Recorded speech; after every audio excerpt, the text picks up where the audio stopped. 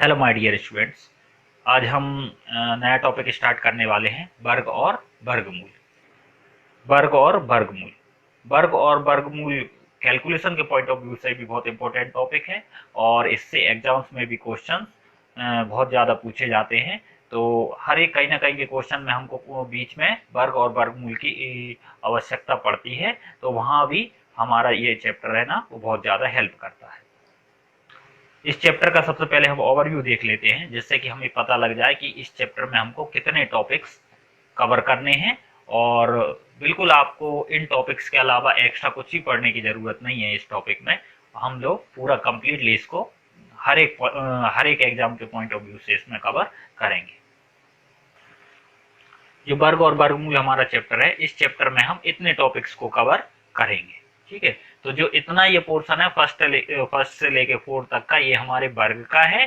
ठीक है, और इसके बाद में ये जो पोर्शन है वो वर्गमूल का है। ठीक है, वर्ग के अंदर हम सबसे पहले 2 से 30 तक की संख्याओं के वर्ग लिखेंगे। उनको याद भी होना चाहिए वो हमें, और जरूरी नहीं है 30 तक ही हो, आप इससे ज्यादा भी याद कर ले, जितना ज्यादा याद कर लेंगे उतना अच्छा रहेगा। ठीक है, सेकेंड हम ऐसी संख्याओं का वर्ग निकालना देखेंगे जिनका अंतिम अंक कितना हो, 5 हो। यदि किसी संख्या का अंतिम अंक अगर 5 है तो हम बिल्कुल उसका वर्ग सेकंडों में निकाल सकते हैं। ट्रिक रहती है, उसके थ्रू हम बहुत जल्दी उसका वर्ग निकालना सीख जाएंगे। थर्ड पॉइंट है समान अंकों वाली संख्याओं के वर्ग। समान अंकों वाली संख्या मतलब जैसे 33 हो गया या 44 हो गया, या फिर हमको 333 दे दिया या 444 दे दिया और उसका हमसे वर्ग पूछा है, तो हम वो भी डायरेक्टली निकाल सकेंगे। ठीक है, और दशमलव संख्याओं के वर्ग। दशमलव संख्या जैसे कोई सी भी दशमलव संख्या है और उस दशमलव संख्या का वर्ग कैसे निकाला जाएगा, यदि उसमें 1 अंक के बाद दशमलव हो या 2 अंक के बाद दशमलव हो या 3 अंक के बाद दशमलव में हो, तो उस तरीके से उसमें देखेंगे। ठीक है, तो ये तो वर्ग वाला पोर्शन हो गया। वर्गमूल वाले पोर्शन में बहुत इंपॉर्टेंट है वर्गमूल करना, क्योंकि वर्ग तो एक्चुअल में क्या होता है हम सबको आता है, तो बेसिकली हम छोटे से वर्गमूल में कुछ कॉन्सेप्ट आते हैं सभी को, कुछ कॉन्सेप्ट में कहीं ना कुछ प्रॉब्लम होती है। तो इसके लिए इसको और ज्यादा इम्पोर्टेंट है, और इसको हमको बहुत ही ज्यादा ध्यान से देखना पड़ेगा। वर्गमूल में जो फर्स्ट है, सबसे पहले हम इसके वर्गमूल ज्ञात करने की विधियां देखेंगे। एक गुणनखंड विधि होती है और एक भाग विधि होती है। बेसिक है, पहले से चली आ रही हैं ये विधियां, और नॉर्मली सबसे पहले हम इन्हीं को देखेंगे। ठीक है, थर्ड दशमलव संख्याओं का वर्गमूल ज्ञात करना। कोई सी भी संख्या है जिसमें दशमलव लगे हुए हैं 2 स्थान 3 स्थान के बाद में, तो उन संख्याओं का वर्गमूल कैसे निकाला जाता है, तो हम इसमें वो देखेंगे, दशमलव संख्याओं का वर्गमूल ज्ञात करना। ठीक है, और फोर्थ नंबर पर है हमारी वर्गमूल निकालने की शॉर्टकट मेथड।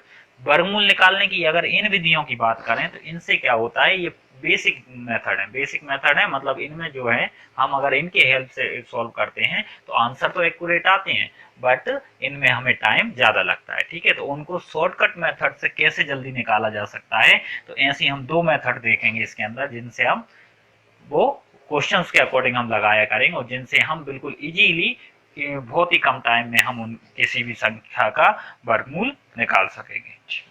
फिफ्थ क्वेश्चन में हम देखेंगे दी गई संख्या पूर्ण वर्ग है या नहीं है। ठीक है, और इसकी कुछ ट्रिक्स देखेंगे। ठीक है, ये बहुत इंपॉर्टेंट है, बहुत से एग्जाम्स में क्वेश्चन सीधा पूछा जाता है कि निम्न में से कौन सी संख्या पूर्ण वर्ग है। ठीक है, और 4 ऑप्शन हमको दिए रहते हैं। ठीक है, लेकिन यहाँ पे कॉम्प्लेक्सिटी ये होती है कि जो चारों ऑप्शन होते हैं ना, उनमें जो संख्या दे देते हैं वो बहुत बड़ी बड़ी होती है। अगर हम उनको गुणनखंड विधि या भाग विधि से हल करते हैं तो बहुत ज्यादा समय ले लेती है। ठीक है, तो इस वजह से हम ऐसी ट्रिक्स देखेंगे, ऐसे नियम देखेंगे इसमें रूल्स, जिससे कि कोई सी भी संख्या है उसको आप देख के बता दोगे कि ये पूर्ण वर्ग है या नहीं है। ठीक है, और सिक्स्थ पॉइंट है संख्या के वर्गमूल में अंकों की संख्या ज्ञात करना। मतलब कोई सी भी अगर संख्या है, 4 अंक की संख्या है, तो उसके वर्गमूल जो आएगा उसमें कितने अंक आएंगे।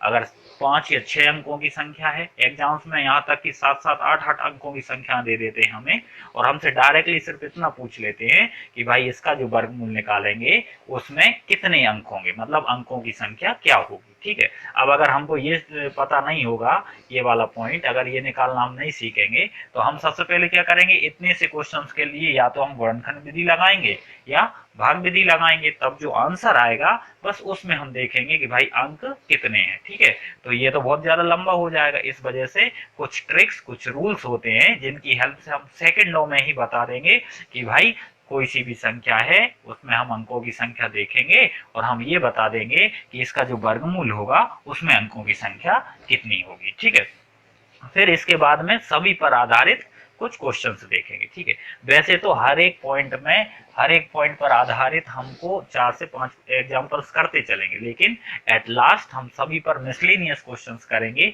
जिस तरीके के एग्जाम्स में पूछे जाते हैं और जो जनरली कभी ना कभी एग्जाम्स में आते ही रहते हैं। ठीक है, तो ये था हमारे पूरा चैप्टर का ओवरव्यू जो जो हमको कंप्लीट करना है। आप हमारे साथ बने रहिए और यदि आप हमारे चैनल पर नए हैं तो चैनल को सब्सक्राइब कर लीजिए। इस चैनल पर आपको कोई सा भी टॉपिक हो उस टॉपिक का बेसिक प्लस शॉर्टकट जो नॉलेज हमको जरूरत है हम दोनों लेके चल रहे हैं। बेसिक नॉलेज हमेशा हमें इसलिए काम में आता है क्योंकि बेसिक कभी भी हम भूलते नहीं है और बेसिक पर ही पूरा चैप्टर डिपेंड होता है, इसलिए हमें बेसिक आना चाहिए। और सेकंड थिंग जो आपका शॉर्टकट है वो शॉर्टकट भी हमें आना चाहिए। क्यों? क्योंकि आज के टाइम में अगर हम कोई सा भी एग्जाम दें तो उसमें टाइम की बहुत ज्यादा इंपॉर्टेंस होती है। ठीक है, तो बेसिक आना ही जरूरी नहीं है, उस बेसिक का यूज करके हम कैसे उसमें शॉर्टकट मेथड लगा सकते हैं और क्वेश्चंस को जल्दी से जल्दी सॉल्व कर सकते हैं, ये भी हमें आना चाहिए। तो हम दोनों ही लेके चल रहे हैं। प्रीवियस चैप्टर में भी हमने ऐसे ही देखा था और इस चैप्टर में भी हम ऐसे ही देख रहे हैं। ठीक है, और आप यदि हर एक चैप्टर को हर एक टॉपिक को अच्छे से पढ़ते जाएंगे समझते जाएंगे तो आपको कुछ भी एक्स्ट्रा पढ़ने की जरूरत नहीं है, बस सिर्फ आपको अब प्रैक्टिस क्वेश्चंस लगाने हैं। ठीक है, और इसके बाद में आपके ये जो चैप्टर्स हैं वो 101% तैयार होते जाएंगे। तो सबसे पहले हम देखते हैं कि जो वर्ग और वर्गमूल होता है उसका कॉन्सेप्ट क्या होता है, एक्चुअल में क्या होता है ये वर्ग या वर्गमूल। ठीक, जैसे मान लो हमने लिखा 2 का वर्ग। 2 का वर्ग का मतलब है 2 की घात 2। ठीक है, वर्ग का मतलब क्या होता है, घात 2। आप ये लेके चल सकते हो कि वर्ग है मतलब की घात उसकी कितनी, 2।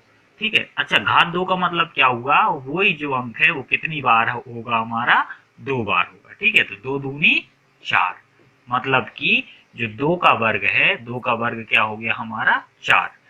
और जो वर्गमूल होता है वर्गमूल वर्ग का उल्टा होता है, मतलब कि 2 और 4 में 2 का अगर हम देखें तो जो 2 का वर्ग है 2 का वर्ग क्या होगा 4 और 4 का अपन लोग जो वर्गमूल निकालेंगे तो वो क्या होता है 2 हो जाता है उसका उल्टा।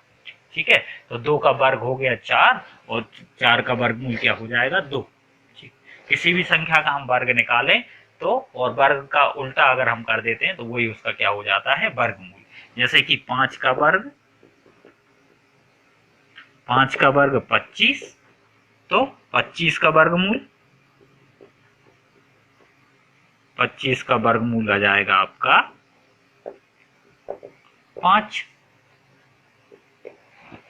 इस तरीके से वर्ग और वर्गमूल का कॉन्सेप्ट रहता है। ठीक है, वर्ग बोले डायरेक्टली हमें उसकी घात कितनी कर देनी है 2 और वर्गमूल में उसका जस्ट अपोजिट हो जाता है। ठीक है, तो वर्ग निकालने की तो बहुत सी ट्रिक्स होती हैं लेकिन अभी हम उनमें नहीं जा रहे हैं क्योंकि हमको वर्ग निकालना तो बहुत इजी रहता है, हमें प्रॉब्लम्स आती है वर्ग मूल में, इसलिए जो ज्यादातर ट्रिक्स हैं वो हम किस वाले कॉन्सेप्ट में देखेंगे, वर्गमूल में। यहाँ ऐसा नहीं है कि हम आपको नहीं बताएंगे, आगे चल के सेपरेटली कुछ वीडियोज आएंगे जिसमें कि आपको शॉर्ट ट्रिक्स जो होती हैं वो 1 बाय 1 हर एक टॉपिक से रिलेटेड बताई जाएंगी। अब हम देखते हैं 2 से 30 तक के वर्ग।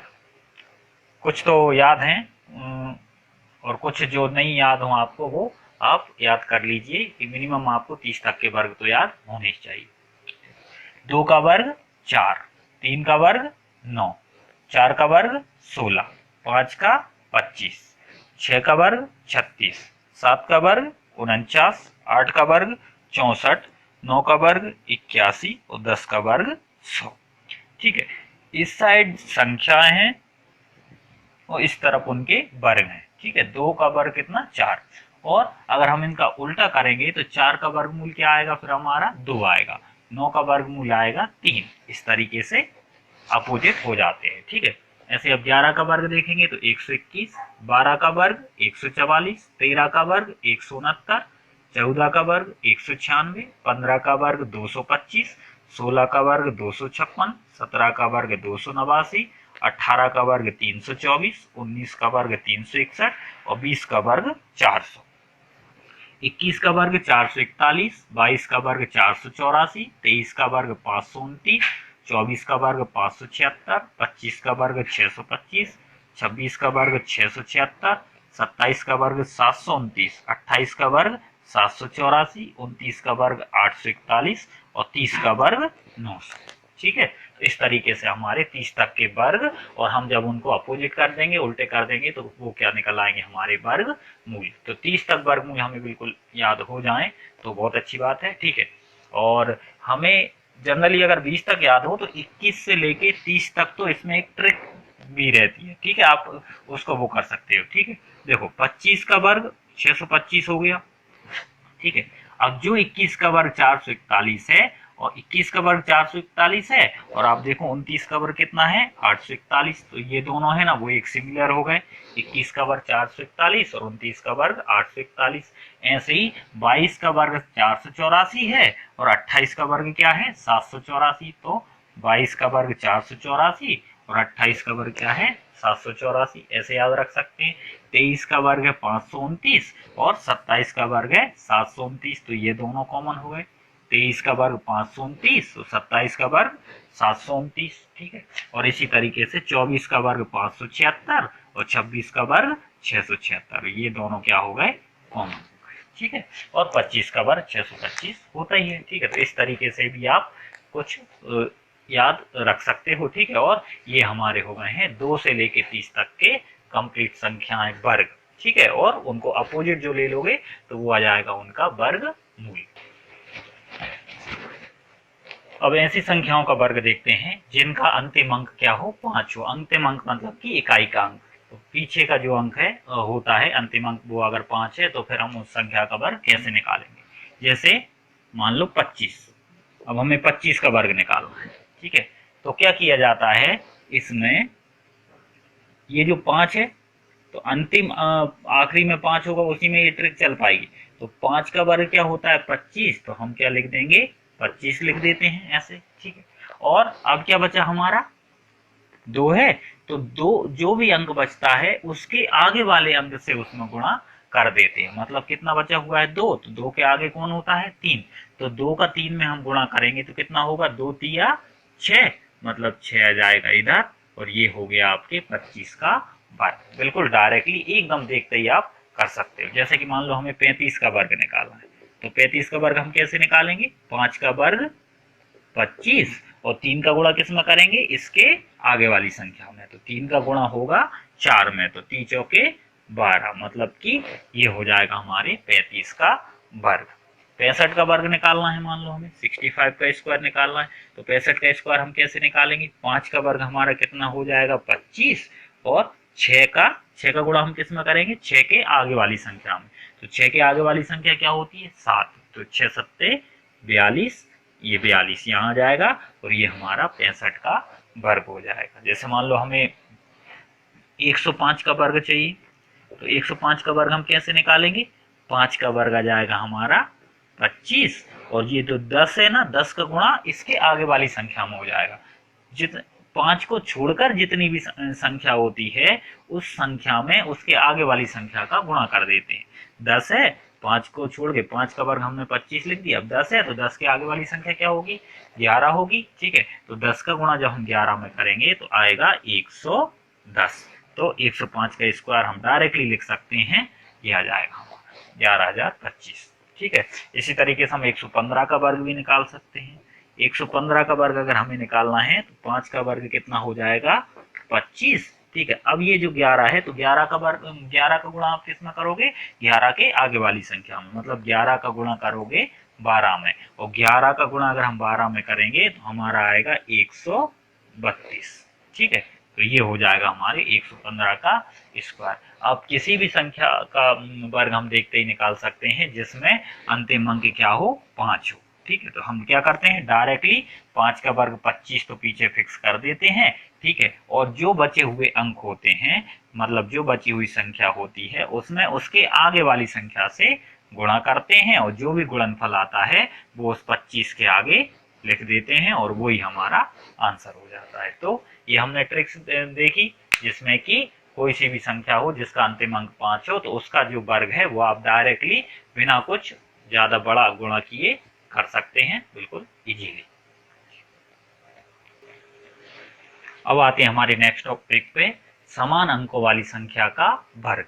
ठीक है, इसके अंदर जो कॉन्सेप्ट काम करता है वो हमारा सबसे बेसिक कॉन्सेप्ट है। जैसे मान लो 11 है, ठीक है, 11 है और 11 का हमें वर्ग निकालना है। तो इसका वर्ग तो हमें पता है क्या होता है, 121। ठीक है, तो अब यहाँ पे ये कॉन्सेप्ट क्यों काम कर रहा है, क्योंकि ये दोनों भी क्या है, समान अंक है। और इसी प्रकार अगर हम 111 ले लेंगे और उसका वर्ग हम निकालेंगे तो इसका जैसे 11 का वर्ग 1 2 1 आता है, ऐसे ही 111 का वर्ग आएगा 1 2 3 2 1।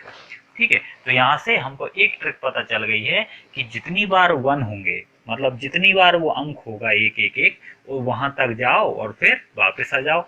मतलब एक एक एक अगर 4 बार हुआ तो हमारे इसका वर्ग क्या आएगा, 1 2 3 4 3 2 1।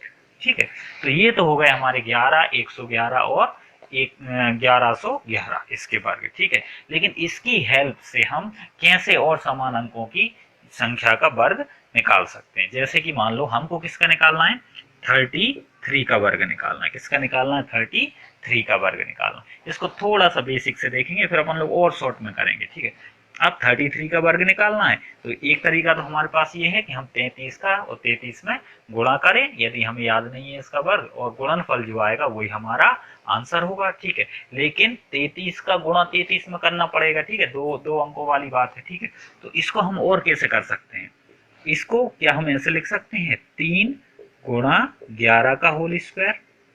देखो 33 का वर्ग है तो 33 को के वर्ग को क्या लिखा जा सकता है, 11 गुणा 3, ये भी 33 हो जाएगा और उसका स्क्वायर हो जाएगा। अब इससे क्या निकलेगा, इधर से 3 का वर्ग हम करेंगे तो 3 का वर्ग कितना हो गया, 9।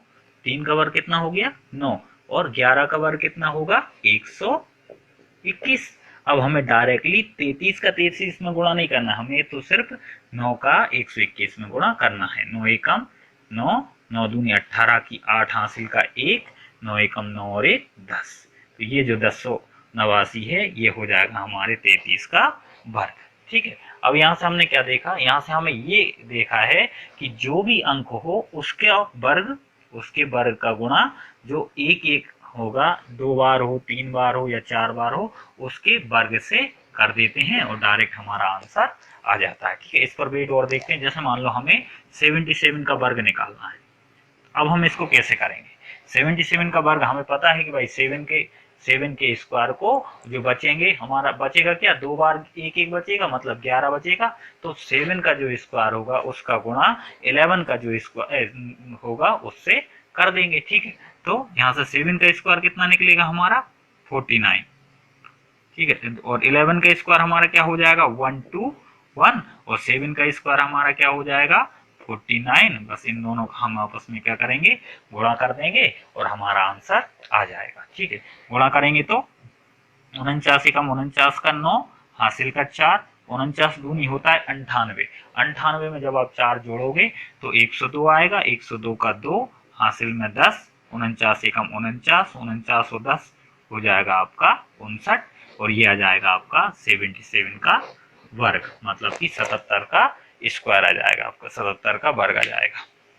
ट्रिपल नंबर का वर्ग करने के लिए जैसे कि मान लो हमको क्वेश्चन दिया हो 4 का स्क्वायर। ठीक है, तो 4 का स्क्वायर हमें करना है, तो इसमें से हमें पता है कि हम जब इसमें से हमने 3 को अलग किया था तो 11 बचा था, मतलब इसमें से हम 4 को अलग करेंगे तो क्या क्या बचेगा। तो अगर हमने 4 को अलग किया तो 4 का वर्ग अलग हो जाएगा, और यहाँ कितनी बार आएगा, एक एक एक 3 बार आएगा, मतलब 111 का वर्ग अलग हो जाएगा।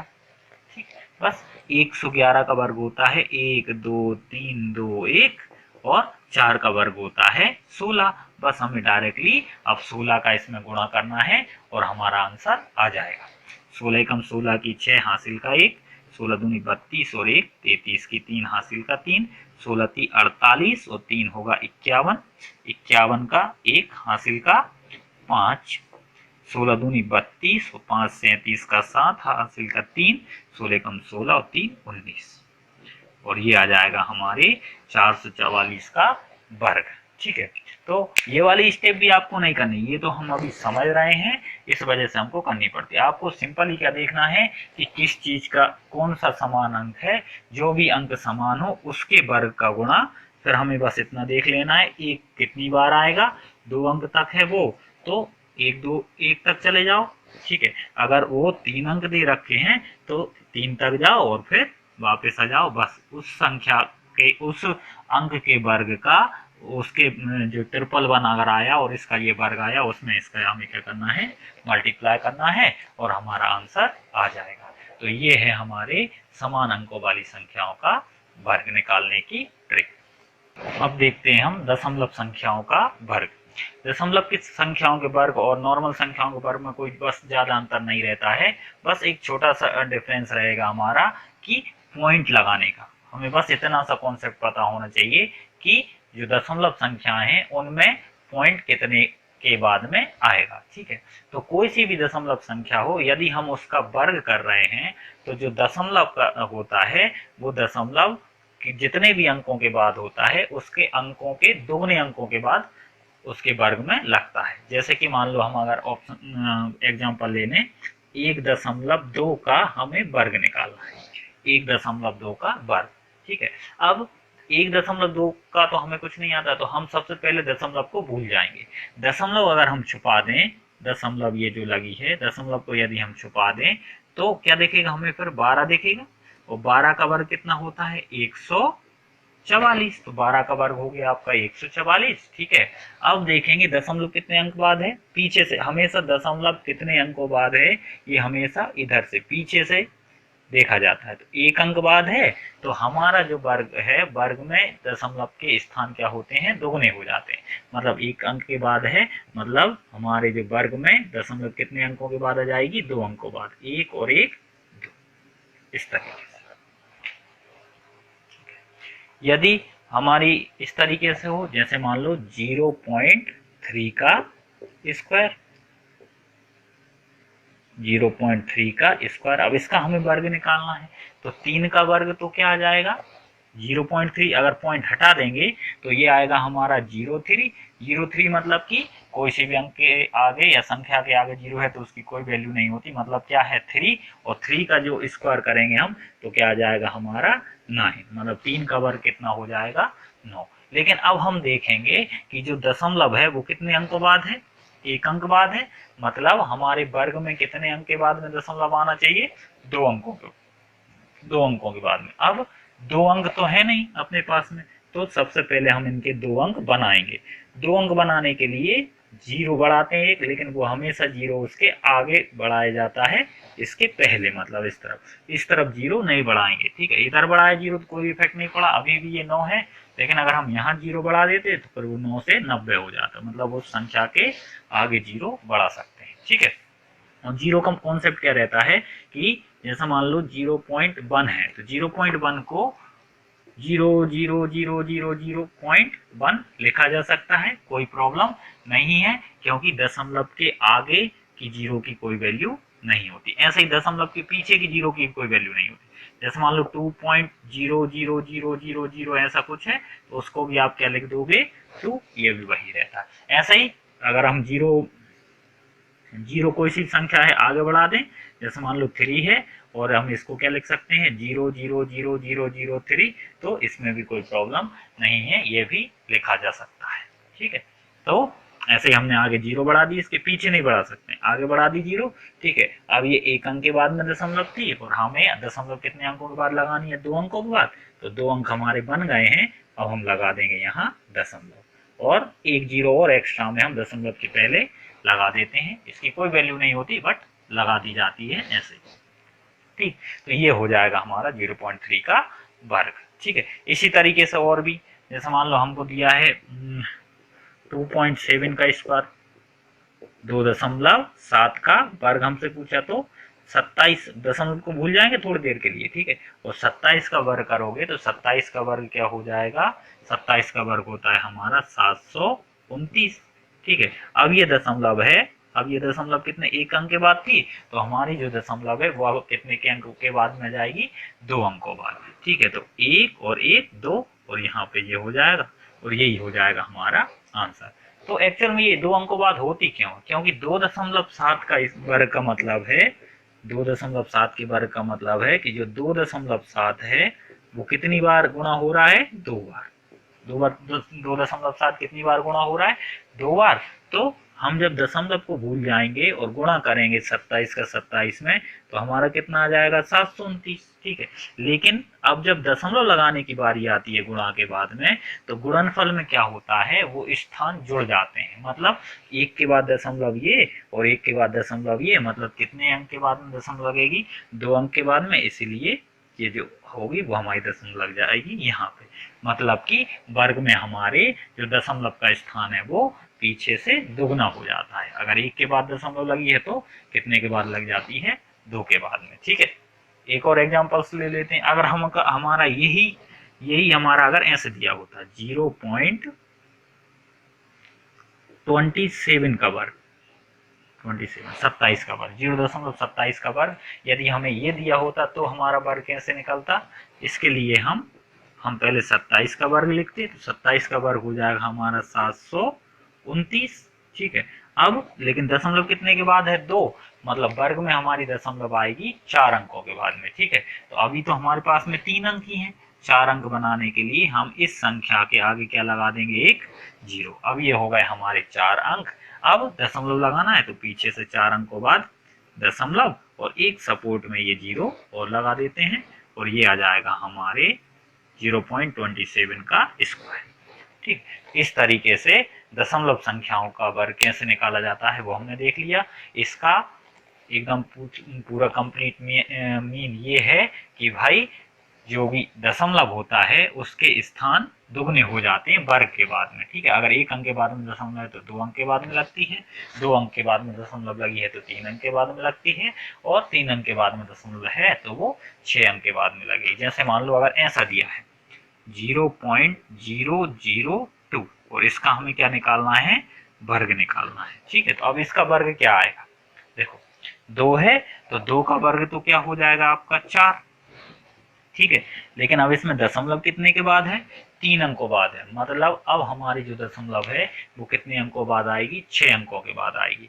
अब 4 तो है, 4 है, लेकिन इस 4 के पहले हमें कितने टोटल कितने अंक चाहिए, 6 अंक चाहिए, एक तो है, लेकिन हमें अभी भी 5 अंकों की आवश्यकता है। तो हम कितने जीरो बढ़ा देंगे, पहले 5 जीरो बढ़ा देंगे, 3 2 5, और अब पीछे से देखें कितने अंक हो गए, 6। अब 6 अंक के बाद में हमारी दशमलव आ जाएगी और ये सपोर्ट में 0 लगा दिया, ठीक है। तो 0.002 और इसका जब हम स्क्वायर करेंगे तो इसका स्क्वायर आएगा ये, ठीक है। तो इस तरीके से हमारी जो दशमलव वाली संख्या है उनका वर्ग करने की कंडीशन हो गई है, ठीक है। ये बिल्कुल जो दशमलव का कॉन्सेप्ट होता है वो 0 से रिलेट करता है, 0 से रिलेट करता है मतलब कैसे, जैसे कि मान लो हम 10 का वर्ग करते हैं तो 10 का वर्ग क्या होता है आपका 100। ऐसे ही अगर हम 100 का वर्ग करते हैं तो 100 का वर्ग होता है हमारा 10,000, मतलब कि जो जीरो होते हैं वो डबल हो जाते हैं, ठीक है। मतलब 10 का वर्ग करेंगे, एक जीरो था तो 2 जीरो आ गए, 2 जीरो थे तो कितने जीरो आ गए, 4। अगर हमने 3 जीरो का वर्ग अगर किया होगा तो हमारे जो है ना 3 के कितने हो जाएंगे, डबल, मतलब कितना जीरो आएगा, 6। 1 2 3 4 5 6, ठीक है। इस तरीके से वर्ग होता है, ठीक है। तो जो जीरो वाले कॉन्सेप्ट में होता है कि जीरो डबल हो जाते हैं, ऐसे ही जीरो का बिल्कुल रिलेशन किससे होता है, दशमलव से। दशमलव में भी 2 डबल हो जाते हैं, ठीक है। 1 अंक के बाद में दशमलव है तो वो 2 अंक के बाद में हो जाती है, 2 अंक के बाद में है तो वो 4 के, और 3 अंक के बाद में है तो वो 6 अंकों बाद, मतलब कि जस्ट उसका डबल हो जाती है, जिस तरीके से जैसे कि हमारे जीरो डबल हो जाते हैं वर्ग में, ठीक है। तो ये था हमारा वर्ग का कॉन्सेप्ट। वर्ग के अंदर हमने चार टॉपिक देखे थे, जिसके अंतर्गत हमने जो 2 से 30 तक की संख्याओं के वर्ग देख लिए, ठीक है, उनको कैसे याद करना है वो भी हमने देख लिया 21 से 30 तक के, ठीक है। सेकंड पॉइंट हमने देखा था कि ऐसी संख्या जिसमें कि अंतिम अंक 5 हो तो उसको हम देखते ही कैसे वर्ग कर सकते हैं, वो हम देख चुके हैं। थर्ड पॉइंट में हमने देखा था समान अंकों वाली संख्याओं का वर्ग, ठीक है। और फोर्थ और लास्ट पॉइंट में हमने देखा दशमलव संख्याओं का वर्ग निकालना, ठीक है। तो यहाँ तक हमारा ये वर्ग वाला पोर्शन कंप्लीट होता है। अब जो नेक्स्ट क्लास होगी उसमें हम वर्गमूल की मेथड देखेंगे, वर्गमूल का जो ओवरव्यू हमने लिया था उस